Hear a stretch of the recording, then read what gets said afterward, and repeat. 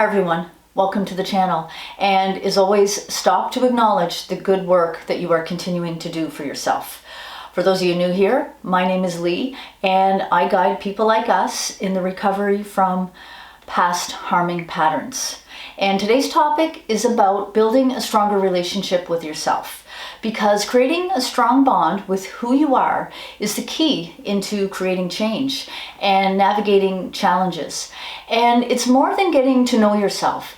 It's about getting on your side so that you can prevent yourself from slipping back into past patterns. And it's about working towards the person that you want to become. And like everything else that I talk about on this channel, it's easier said than done. It does take time and practice. So I have 6 insights that will help you build or continue to nurture a stronger relationship with yourself. So before we get into that, be sure to subscribe and hit the notification bell for weekly reminders on similar topics. Be sure to take advantage of the free resources that I have linked in the description below, and be sure to share. Share here in the comments, share with those who care about you, and always share with yourself the discoveries that you are making about yourself. So here are the 6 approaches in building a stronger relationship with yourself. And these are in no particular order of relevance, and all are equal in creating that deeper connection with yourself. So the first thing I want to talk about is working on the quality of time that you spend constructively talking with yourself. So this isn't the negative self-talk, certainly. I mean the deliberate words where you stop to affirm the things that you want for yourself, where you stop and tell yourself that you can do this, where you take time to acknowledge the things that you want for yourself. And think of this as a relationship that you have with someone you care about. You are present. You say encouraging things. You say things that you mean and things that are helpful. And this is no different. Be sure to take time out of your day and chat with yourself as though you are on your side. And you hear me say this all of the time in this channel. Start with this conversation and these encouraging words with yourself in the morning, and nip all of the limiting thoughts in the bud. And yes, these thoughts may come later, and hopefully you will stop these words later. But the first thing in the day, affirm and encourage, and make that mandatory. The next thing is to check in with yourself.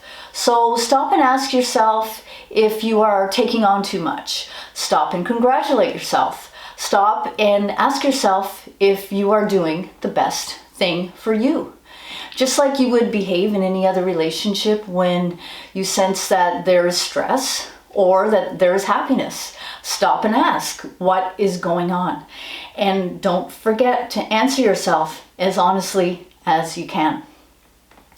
Now the next thing is a big one, and if you ignore this by kind of burying your head in the sand, it will prevent you from forming a strong relationship with yourself.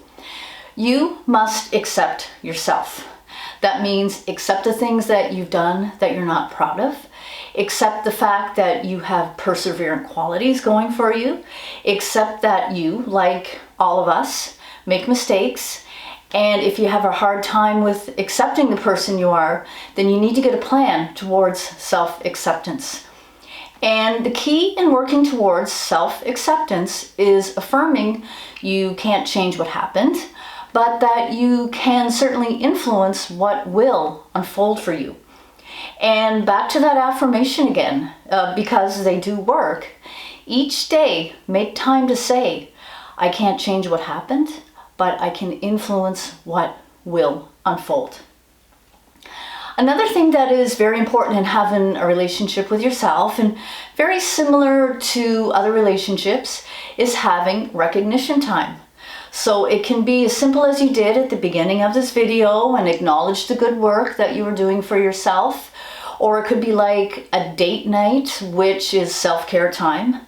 But here's the thing, you need to do this on a regular basis throughout the day.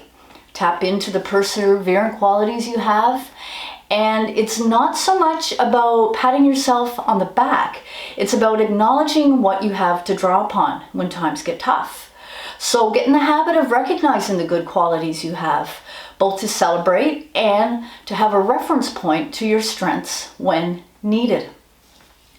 And speaking of times getting tough, or perhaps getting worse before they get better, if you want to build a strong relationship with yourself, you cannot give up on yourself, ever. Like a relationship with others, when times get tough, you are there. And this is no different. And how many times have you heard couples say, or friendships say, the hard times made us stronger? And the sure way to have a meaningful relationship grow stronger is to stick with it. So stick with yourself. Be strong. Be there at the end of the tough times, and give yourself the opportunity to have this history with yourself. And the last thing that I want to share for today, and you always hear me say this at the beginning of my videos, share what you are learning about yourself with those who care about you.